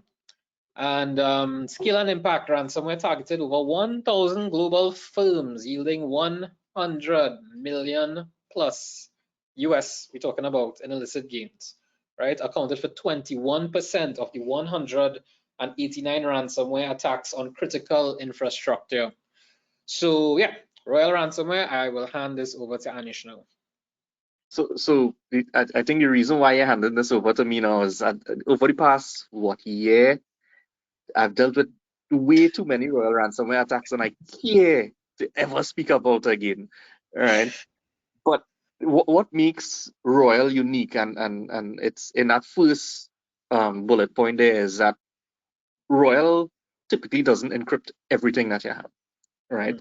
Nor does it at some points encrypt your whole file, right? It'll encrypt segments of your file just enough so you can't open it. It's corrupted, it's unusable, right? And all of that is in an effort to remain undetected. I've seen Royal Ransomware attack local firms where firms had endpoint protection, right? We're talking about, the 40 clients, the Trellis, the Semantic, and because of the way Royal goes about encrypting data on the network, they evaded detection, right? And I think that's what made them a key point that made them so successful. They've kind of died down now. I think their recent activity has more or less stopped within the last month or so, which is a good thing and a scary thing at the same time, because you don't know what they're going to pop up as next, right? Exactly. But when you're looking at the initial access methods, right? So phishing first and foremost on the list. RDP is, oh my god, to the How much? 127 are you that have your RDP exposed directly to the internet? Stop it, please. All right. Because in two of those cases, it was because of, the initial point of access into the network was the published RDP service, right? And then to the last point, right, where we have the brokers and the harvest of the VPN credentials. When you kind of look back at some of the others where they use the VPN as the point of initial entry, it's because that particular organization or organizations would have been subject to vulnerabilities in the Fortinet SSL VPN. They would have been subject to, in one case, they were subject to the vulnerability in the Pulse Secure VPN gateway, right? So these credentials, they were harvested. They thought they patched them, right? They did patch them in fairness, but it didn't change the passwords, right? Because attackers already stole those passwords and went with it. So when they come back in now with a legitimate password, how you want your big expensive firewall to stop that? Yeah. Right. When they come in with a legitimate connection. And that's really it that I wanted to mention based on that slide. If you go to the next slide, Shiva. Sure. Right. So when it comes to lateral movement, I know Alex spent a good deal of time talking about that already, and RDP straight across the network, right? Because they come in with a valid credential, right? More times than not, is the IT man admin credential that they take off the VPN because his SSO is single sign-on, so his admin credential is being used across the board, right? And they just move across the network. I mean, I don't need to go in any big detail on that one. And then in cases where I know there was one situation where the semantic antivirus was stopping the download of, was stopping them from copying the ransomware file over RDP, right? So they downloaded AnyDesk and just drop it like that instead. They just drop it through AnyDesk servers instead. So, if you think that there's a way to stop it, the attackers are very inventive people, Alex being one of them. Fortunately, he's a good one. And these are all things that have happened to local companies, because all these stories I gave just now are companies based in Trinidad and Tobago with significant operations, holding significant amounts of personal data of some people on this call probably, and it's a very scary situation when you think about it like that. Yeah, and then Trinidad is AnyDesk country as well. Everybody just using AnyDesk, and you leave it on and this and that, because you get a lot more time in it. Not just AnyDesk, but we're talking about like Chrome Remote and all of these things. Whatever remote desktop software that you have to be very careful with these things. Please restrict when necessary. The convenience is there, but convenience and security do not mesh well at all, because the more security you have is get inconvenient, honestly. There was one situation where I'm actively involved in an incident response. I'm sitting in the workroom with the IT personnel. They're all sitting opposite me on the table, and I'm looking at the network, and I'm seeing with Event Viewer, I'm seeing logins, and the user who the login is for is sitting beside me without a computer, and it's happening in front of my face. So it's very scary when you think about it. Sounds like a good time. So we have this ransomware as well too, because Play, I don't know if Play has been seen in Trinidad, but I know Play has been around in the Caribbean. If you actually try to search for Play in the Caribbean, you should find maybe at least one article or something relating to an article relating to another type of ransomware. There's recently one that Alex actually told me about, where it one ransomware relating to another type of ransomware. Could be the same group members, you never know, right? It is fairly recent with 2022, and your files come across with the Play extension. So it shares similarities with Hive and Nokoyawa ransomware, right? But there are little differences, like the unique characteristics, unlike Hive, which uses Trojan Spy, .data spy Trojan for system information gathering, And it is you would find that every ransomware has some specific, I guess we could say tool or code or program, whatever it is you want to call it, payload for information system gathering. And where I've noticed this is especially with the Russian ransomware types. If your servers have the Russian language pack downloaded, they will actually not attack your company. So I mean, that's one way. Right? If you want, you can change everything to Russia.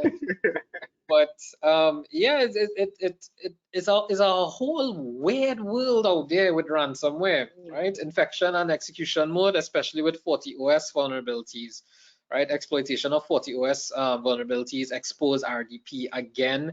And the nice thing, all right, I won't say the nice thing for me as a researcher and a pen tester and us as researchers, but not so nice for the companies is that, again, if we jump on Shodan and we look for these specific operating systems or specific vulnerabilities and stuff, and you know what filters to put inside of there to search for RDP and stuff, instantly you get in maybe tens, hundreds of results, and you could actually, not us, but malicious actors will go ahead and try to exploit this, see what goes on there, making your IPs and stuff for your firewall, like accessing your firewall from outside.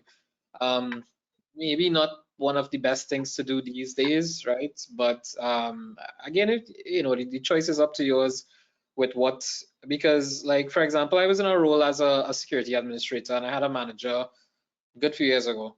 And I begged to update the firewall and the firewall firmware because it was like that for talking about maybe 2-3 years, if not more, on the same version. And every time I would ask, can we schedule something? Oh, well, I don't know. We have to get everybody on board. It has to be downtime. We have to pay everybody to come out on overtime and stuff. And I mean, so far, I think they have not been hit because, we had some good stuff implemented besides the firewall, but it could be as simple as that. Sometimes the managers that you have, and this is one of the scary things, you have a lot of non-technical managers out there, which is fine because you could be able to understand a lot of risks and controls and stuff there. But if you just have creds like CISA and risk and CSSP, that's great. Congratulations, you're very brilliant. You spent a lot of money. But if you don't understand this, what could actually happen there, and you know only about controls and not what could happen, it gets a little bit dangerous. And then when you try to convince upper management of what's happening, you're gonna run into some problems. So here we are with the star of the show, which is Clop ransomware, right? So I have some key insights. So we want to look at the Clop ransomware. We want to look at the MoveIt solution and see how they both work together, because this is what the MoveIt vulnerabilities. Is that a MoveIt or MoveIt? I think it's MoveIt, right? Because it's file transfer. Yeah, MoveIt is just a big file transfer and with databases and lots of records for what, HR, pension, anything you can pretty much think about. Right? It is pretty recent, and you'll find that you have a lot of government agencies. They have different names for ransomware groups, right? So it would be a threat actor, for example, like a TA. So Clop ransomware goes by TA 505, and the extensions are Clop. It could be Clip. You will have the Clop README text, which will tell you that you were infected. I don't know, honestly, if I see that README text with Clop, yeah, I would actually start a cry. I'd probably call these guys on a conference call and start a cry too, right? We could all comfort each other because we'd probably all be crying at the same time. Right, but because the skill set that they have, the evasion, the expansion, it kills the backups, it kills the security process, it detects your virtual environments like Alex was speaking about, it uses code signing. It is not something to be looked at as regular malware. It is very intelligent malware. And then, of course, like I said, we have things like Worm GPT and stuff coming out there. So very soon you'll see AI malware being sold where you don't really have to do anything, you just let it run, right? Interestingly enough, they have a leak site on the dark web. Interestingly, and again, I was looking for information about the leak web, and I actually saw a tweet by Anish asking someone if there was a way to pull the data. I don't know, I was on darkreading.com, and sometimes some of the words and phrases get highlighted, and I click on it, and of all the persons to come up, it would be Anish's Twitter account. I forgot the name of it. I was going to screenshot it, but I said, let me not put your business out there. All right, but yeah, you have some real interesting stuff with the leak sites, and they would list everybody that was attacked. And then sometimes the interesting thing about all of this is that some of these companies might not even know that their data is out there waiting to be sold, or you know, they soon to be extorted, as the case may be. Right, so the extortion that we're talking about, it is there, it's out there. A lot of sites don't even know that their stuff is out there. Alex introduced me to a site recently. I believe it was sockradar.io, if I'm not mistaken. Yeah, you can probably throw that in the chat, Alex. Sockradar.io has a nice little free dark web search to see if your company or your domain's information is actually out there. Well, that's free, but you can also pay for the service, which is like 9,000 US a year, somewhere around there. You know, cheap stuff, just by the way. Right? Or you could just go on the dark web or have a professional go on the dark web and do some searching for you. But even if you decide to sit and go on the dark web, you're gonna spend forever. Right? So MoveIt. This is actually their web page. I took this from the web page. Secure, auditable, automated, compliant file transfer on premise and in the cloud. Right? But you have vulnerabilities in everything. Even something that was secure last week, it could very well be insecure this week because somebody came up with some new exploit, some service, some protocol. It's get ridiculous after a while. These are just some, a very, very tiny short list, because the last line I have there is thousands of other companies. Right? John Hopkins, Simons, Ernst & Young, PwC, BBC, British Airways, UCLA, a lot of Pan-American. departments. Sorry? Pan-American. Pan-American. Yeah. You have, I think, yes, I have up here. You have up to 15 million plus records of individuals exposed just because of this. And I'm not sure if you remember, but I said that this pretty much came out like within the last couple of months. Now the notoriety may have come out in the last couple of months, but Clop, I think they were around for quite some time, like a couple of years. Well, right? It's just they've been very quiet, and now is the time for them to come out and I don't know, a blaze of glory or something there, right? So the way that sorry, go ahead, Alex. Just for you to know, when we send stuff in the chat, it's only for the panelists, so the attendees don't see when we send messages. Just so you're aware. Thank you. That sucks. I don't know, because yeah, I was seeing the below says to all audience, so I don't know, maybe. Yeah, that's okay, guys. Yeah, so what we're talking about is Sockradar, SOCRADAR.io. Check it out one time, bookmark it. There's a free dark web scan that you could do on your domain. So check it out and see if you know your information out there. All right, so with the actual transfer exploits, there's a little timeline that I put together there. I think I asked ChatGPT to help me out with this one, if I'm not mistaken. Let me just double check. Yeah, I think this one was ChatGPT. Right, so in June 2023, last 2 months, attackers use vulnerabilities in the software to access corporate data, because you have so many billion-dollar companies out there using this. Is very popular, so it makes sense. The same reason why I have Microsoft operating systems being attacked, because it's so very popular, right? And it's one of the easier ways, instead of having to bypass a corporation's entire bit of external and internal security. Well, just look for, you know, maybe one of the applications. So this is where it's a good reason to have things like threat risk assessments done on anything that you want to implement inside the organization, and look at how it could impact, you know, other things. What are the risks brought up? Work with the vendor, ask the vendors as well. Have you been pen tested your applications and stuff? Alex, stop laughing. So, right, yeah, I'll make sure I say it again, right? I asked, you know, you can ask your vendor, have you been penetrated, right? But have you been pen tested? Maybe the way to go. Right, but the Clop ransomware gang itself, by the second week of the MoveIt vulnerabilities, servicing Clop gang was identified as the main perpetrator behind most, if not all of them. I'd say 90-something percent of them. But it showed extensive planning, right? So that's what I was talking about, where evidence showed that the gang was exploring MoveIt vulnerability as early as July 2021. So 2 years they spent. So they would have looked at all the updates, all the patches, and they would have very well even came came up with their own software development lifecycle and realized how they release patches and all of these things there, right? So we have the Go Anywhere exploit, which is another vulnerability in March earlier this year. 130 organizations, right? Another secure file transfer tool. So you have to be very careful about these apps and tools that you're using inside of there, because now these thousands of companies do not know if they have been breached unless maybe you go to a page like this. I'm not sure if you all could see it, but the URL is blacked out, but you could see .onion. So when you go on the dark web and stuff, we call them onion sites, onion websites. It's not like, you know, bbc.com and cfsi.co. Some long random stuff .onion. This is why you have to use the onion browser, which is Tor. And yeah, they would actually tell you, give you a list of companies that were breached. And when you go inside of it, updates about what was published, where it was published. This is what I was talking about below, where they say, attention, we have never attacked hospitals, orphanages, nursing homes, charitable foundations, and we will not, right? So thanks, I guess, for not targeting, but I mean, among thieves, right?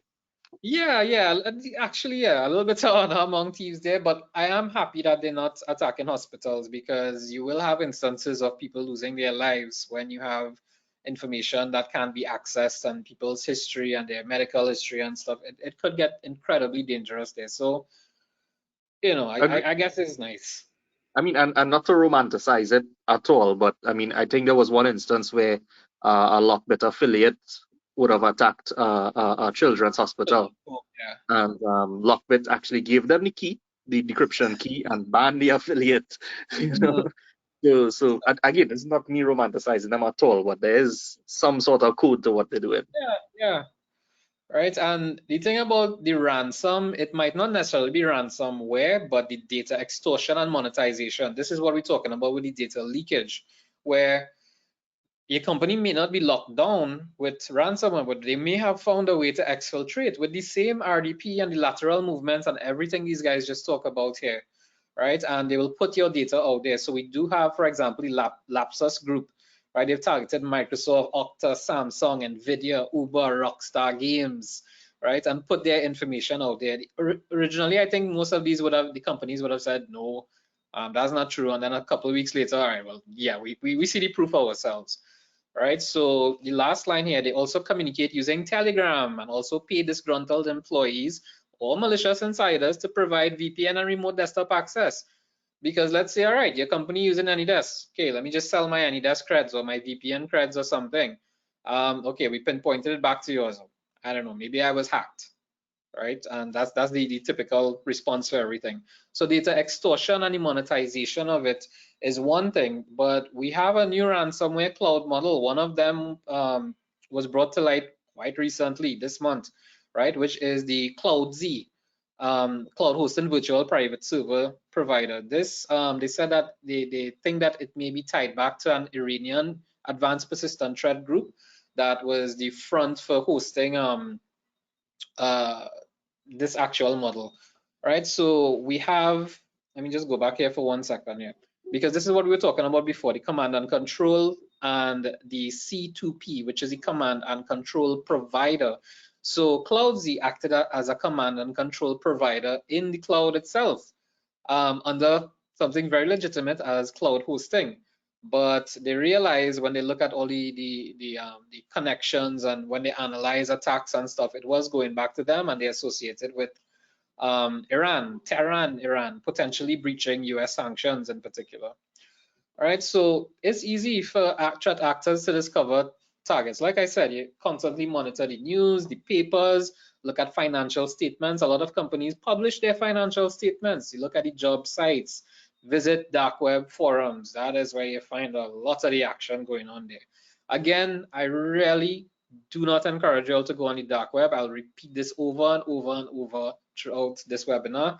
It is very dangerous, and you could get infected with ransomware or malware or something like that. You find that you, I don't know, you end up your laptop recording, you end up cleaning your ear or something. We'll just leave it at that. Right, but this is Shodan, what I was talking about here. And Shodan is, this is an industrial control system, right? So I saw on Anish's WhatsApp status say that he killed the the ICS setup that they had where he's doing the training and stuff there. So you can find industrial control systems. It is a search engine for the IoT, Internet of Things, right? So I follow Martin Roth on Twitter, on LinkedIn. He posts some really cool stuff. You do not have to be a tech genius to do it. Behind this screenshot, this is actual Shodan there. So it lists, if you search for a particular, for example, here, IoT password, right? Which you might find a lot of default passwords there because IoT is something very specific. You do not have many people out there apart from maybe these guys who really understand the security behind industrial control systems and operational technology, or OT, as we've been saying. So sign up for it. There's still a free account. You will only get, I think, 2 pages of whatever it finds, of findings, I guess, right? For Black Friday, follow them on Twitter. They will always tell you when they have their $5 sale or their $1 sale. Please take it. It is invaluable for security research. I as well was actually thinking about just trying out some random stuff and posting my findings on maybe LinkedIn or something, but I have to look at the ramifications of that before I find things that I'm not supposed to find and publish things out there. Well, And it's already published, eh? yeah, because it's literally anybody could go on it. It's almost like how everybody could go on Google and search for something. That Shodan is exactly the same way. And the ease of access to ransomware, right? These are things that I have downloaded as well. So I have a whole virus and ransomware collection. Alex knows I have a very unhealthy obsession with ransomware for whatever reason. Any version Right? of VX. Yeah. This was from the VX servers. I download all their papers. I probably have, if they ever go down, I can mirror the whole site for them or something there. So the ransomware as a service, yeah, like I was saying, $100, 4,000 US, anywhere from there, you could buy yourself ransomware. You could download the ransomware yourself. Of course, more than likely going to infect yourself when you do this, right? So please be very careful, but it's so easy. It's almost like going on Google and just searching for the right things. And even on GitHub, I think there's the Zoo on GitHub, the Zoo repository, where you can actually find live malware, and they tell you that this is live malware. Please be very careful. So we have some best practices here. By now, this should be common sense to everybody, I hope, but it's not always the case. We have your security banners, but the problem you have with this lovely yellow and red security banner is by the time you see this for a month, you're almost blind to it and oblivious to it. Whether it's there or not, you don't even notice it after a while, right? So if you have the ability to customize it, please do. One of the things that we always urge people to do is check the spelling. Some companies, they spell their names, like the certain letters might actually be backwards and stuff like that. Of course, to the untrained eye, you're not going to notice that at all. Guys, you could give your inputs on this, on what else we should look out for with emails and phishing attacks and stuff. I mean, the common sense one, if you know you didn't send an email to anybody in China, why would you expect an email from somebody in China? Because the old adage. The Nigerian prince said that I That's won good. $5. That was going to be my next one. It's like, you know very well you do not have family in Nigeria. You are not related to the Prince of Nigeria. Why are you getting beneficiary money from the Prince of Nigeria? A little common sense goes a very long way. Yes, I know there's a sense of urgency, and that's what attackers pry on. They know people are always rushing. So they'll do all these different tactics to make it seem that it's legitimate. But take a setback and be like, I know nobody in China. I don't know anybody in South Africa. Why am I getting an email from them? And why am I opening it? And why am I actually clicking the link? Why am I going through every step?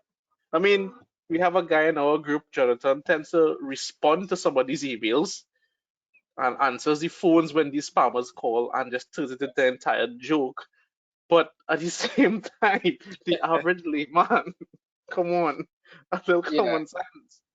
Anish, I don't know if you have any experiences that you could talk about any phishing attacks or examples or something. Yeah, and I mean, even if you receive an email from even somebody that a trusted person, quote unquote, right, somebody that you may know, and particularly in the context of an organization, somebody else in the organization, you get an email that seems to be from them, and they're asking you to do something that's not normally the scene. Pick up the phone and call, because there have been many cases in Trinidad where business email compromise and Trinidadian companies wiring 50, 60, 100,000 US dollars out of the country for madness, just because they were phished.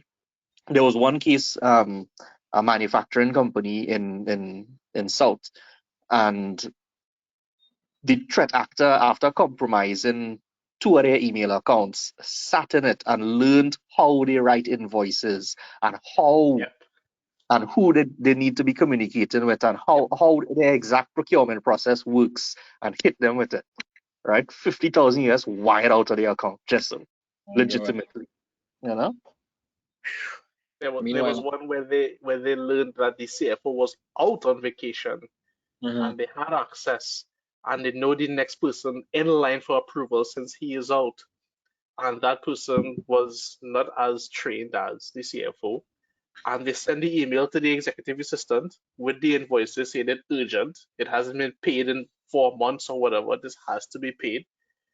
And exact same thing like Anish said, they understood how the invoices were written up, and they understand the chain of authorization, who needs to approve what. Because that out of office was set up, by the way. That was a giveaway for it. Exactly. The out of office. The out of offices are very, very dangerous things. I would never advise that, especially for your external contacts, where you have this out of office reply. If it's for internal and stuff, maybe that might be okay. But I mean, alternatively, you could just let people know with an email or something that I'm not going to be available for this date or that date, right? Because any and everything could and literally will go wrong. And this is what I was talking about with how easy it is to get into the dark web and buy a ransomware or become a ransomware affiliate. Right? All you need is a laptop with 2 gigs of RAM. I don't even think you could find actually, no, I do have a small netbook, which I use for things. And yeah, so you just need like Tails, for example, Windows 7 or later, and you download the Tor browser. You could download the Tails operating system. The Tails operating system is pretty much completely anonymous, runs off a flash drive. You throw away a flash drive after that. So please, guys, please, I'm imploring you, please have or look into endpoint detection and response, or the XDR, which takes EDR a little bit further, instead of just between endpoints across your networks, your servers, your cloud, and more. You have open source versions of pretty much everything, even up to Waza and all of these things that you can take a look at. You have, I think it's Open EDR or something as well. You could look at. Open EDR, Open. I was going to say, to go back to, I think it was Sachin raised the point previously about the cost of implementing some of these things. Precisely. I mean, organizations have way more options now compared to like 5-6 years ago, where, I mean, yeah, the open source technologies may not be as great as the the $1 million companies, but funny enough, a lot of these $1 million company systems are based upon these open source technologies. Yeah. Open a free CM as well. You have. Oh, sorry, Anish, go ahead. Even if you go on some of these open source technologies website and you look at their clients, they're some of the biggest clients in the world, Right. I mean, people let's talk about Apache, it will be open source web server. People forget that Microsoft funds 80% of these people development, and that funding feeds into the IIS web server development. Look, even pfSense as well. pfSense and PacketFence and these things. I think a bunch of universities and hospitals and stuff as well use pfSense, PacketFence. A good free CM. You have CSI Linux as well, which I use for forensics a lot. They have a free CM tool that you can set up, so you don't necessarily have to break the bank. I mean, it'll take a bit of fine tune. You might get the support, but you can pay a little bit. Of things that they could consider. I mean, nobody should go without something. You have options. And with that being said, this is a very important slide for EDR vendor ratings, right? It's from the MITRE EDR evaluation. So MITRE EDR evaluation is one of the most trusted evaluations in the world for EDR and detections and stuff, right? So I tried to split it up into 2. but it's pretty much, you could actually search for this. You could take a picture of it, or you could wait until you get the slides. The Cabernac plus Fin7 evaluations, that's what it's called. So this was 2021, and it's extensive research, right? So what you're actually seeing here with this percentage, this is the detection rate. So Sentinel-1, as of this point in time, or until further notice, has an actual 100% detection rate. Palo Alto and Trend Micro actually surprised me greatly with this. I didn't realize that they were so big into the game. Checkpoint, I did not I expected Checkpoint to be a little bit higher there. No offense to Checkpoint, but you know, I'm not sure what tests they actually run at that point in time. What really surprised me, if I scroll to the next one, is that, look, we have Microsoft here, right? Microsoft does 86.7, but we have Fortinet at 67.24, and Trinidad and Tobago and the Caribbean is pretty much Fortinet, I can't say country, but Fortinet region, right? But again, this was 2021, and I'm sure by now they probably improved, right? Cisco not too far ahead with 70%. So these are things that you should consider. Just because you're running for perhaps a Checkpoint firewall or Fortinet firewall, you don't necessarily have to have the same EDR. Yes, it will make things convenient, but you could go ahead and check out, you know, get quotations from whoever it might be, a Microsoft, your Sentinel-1, whatever it is. But please definitely check this out, right? Just search for this here, the Cabernac Fin7 evaluations. I pulled this one, I think, from eSecurity Planet. Just to add to that too, this listing also has a lot of open source EDRs inside of there. We talk about things like Wazoo, the Elk Stack. We talk about Velociraptor inside of there. We talk about OSSE CSIRT inside of there as well. There's a bunch of the free open source ones that have been evaluated and are rated very high on this list as well for being open source. I mean, it's open source, but you know, it working. Yeah, it works. So, it does its job. All right, so what you should do if you have an infection, call Anish, right? Go to CSIRT website, make a report, send emails to them, call them. They do respond in a very timely fashion. They do great work. They will help you as much as they could. All right, so there are lots of things that you could do. I just want to add something as I say, call the CSIRT. You know, the CSIRT doesn't, informing us is one thing, right? You know, we need to be aware of what's going on, because us being aware of what's going on now influences government priority, government policy, how we deal things at a national level. The other thing as to why you should inform the CSIRT don't have to come in your business at all. Yeah. Right. If you don't want us in your organization, we don't need to be there. You know, all we need to know is understand what has happened and how it happened. And the reason why I say that it's important to tell the CSIRT is because there have been a handful of occasions, it has not happened often, but there has been a handful of occasions where an organization has been compromised. They went through the incident response process by themselves or with a vendor. And when it came back to us, you know, 2, 3, 4 months down the road, is because we had access to the decryptor for that particular ransomware, right? Or that particular variant, because us being a national CSIRT means that we're connected to other CSIRTs across the world, right? We're talking about the whole Americas. We're talking about, you know, the European CSIRTs. We're talking about, and in this case, the CSIRT that had the decryptor was South Korea, the CSIRT in South Korea.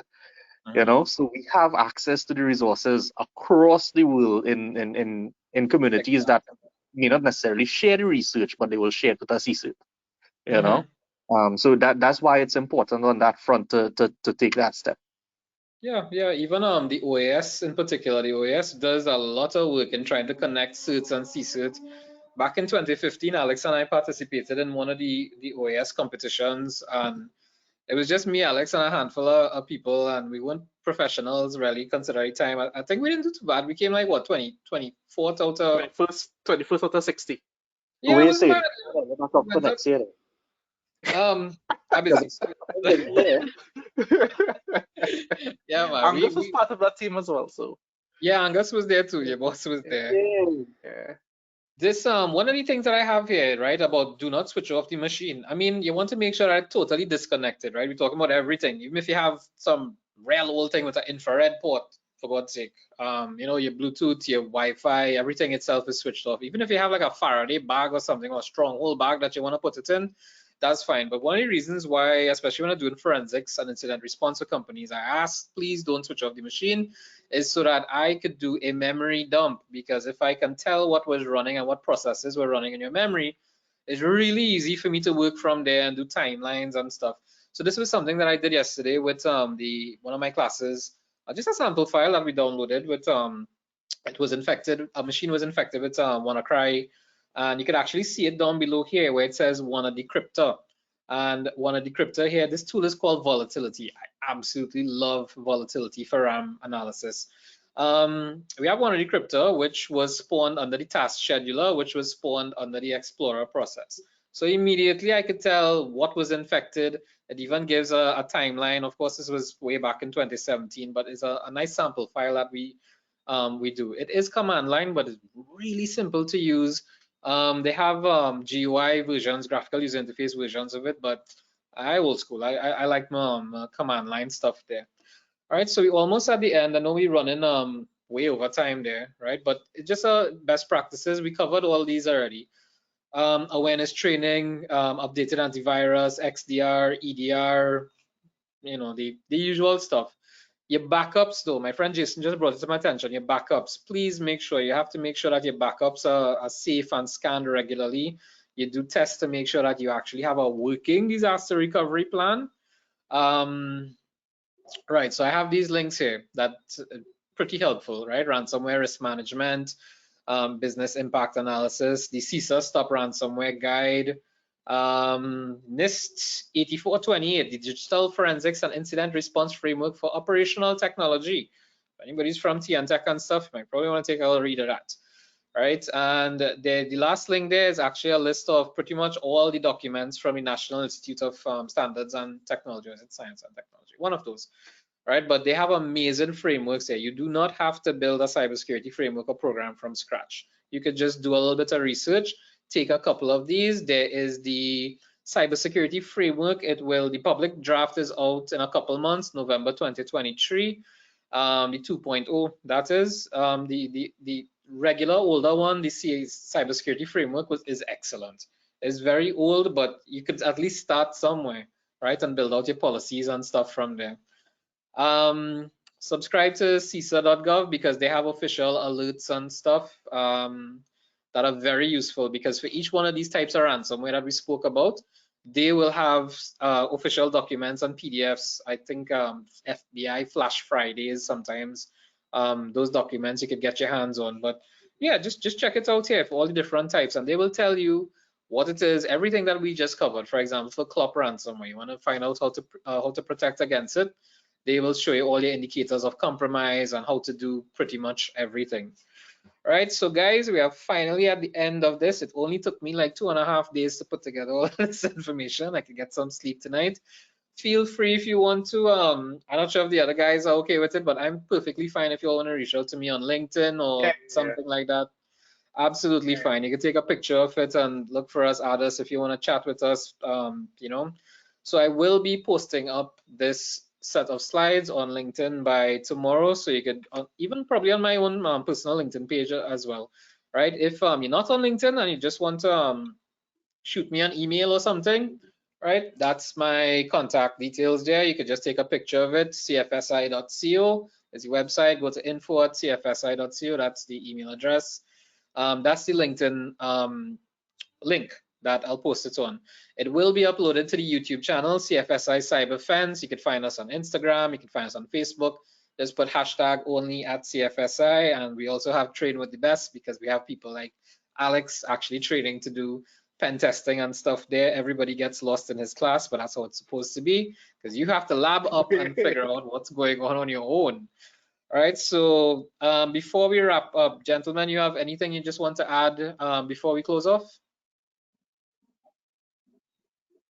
I think from my perspective, I think we've covered everything, and you know, I just want to end by saying, you know, you're not alone in the fight against these things, right? There are organizations, there are government agencies, and there are agencies, you know, like the one Shiva runs that are here to guide persons through the process, you know, from large corporations all the way down to SMEs, you know.